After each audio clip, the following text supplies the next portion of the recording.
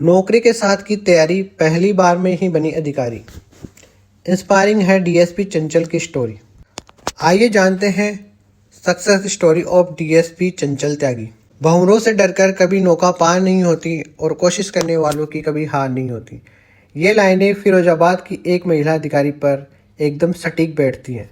दिल्ली में बीटेक की पढ़ाई करने के बाद इंजीनियर की नौकरी की और उसके साथ साथ यूपी पीसीएस की तैयारी करती रही, लेकिन उनका सपना पुलिस की नौकरी करना और कुछ अलग हासिल करने का था, जिसके लिए अपनी लगन और मेहनत से नौकरी के साथ पढ़ाई भी जारी रखी। करीब 7 साल की नौकरी के बाद एक दिन पुलिस अधिकारी बनने का सपना आखिरकार पूरा हुआ। पहली बार में ही यूपी पीसीएस की परीक्षा में सफलता हासिल की और फिरोजाबाद में सीओ सदर की पोस्ट पर तैनाती मिली, जहां अब अन्य महिलाओं को भी आगे बढ़ने और जीवन में कुछ बनने की प्रेरणा दे रही है। कंप्यूटर साइंस से बीटेक के बाद की नौकरी। फिरोजाबाद के सीईओ सदर के पद पर तैनात चंचल त्यागी ने लोकल 18 से बातचीत में बताया कि वे दिल्ली की रहने वाली है और उन्होंने कंप्यूटर साइंस में बीटेक किया हुआ है। पुलिस की सर्विस सीधा लोगों से जोड़ती है, इसलिए उन्होंने इस सर्विस को चुना। अपनी बीटेक की पढ़ाई करने के बाद उन्होंने सेंट्रल सेक्रेटरियल सर्विस में 7 साल तक नौकरी की है।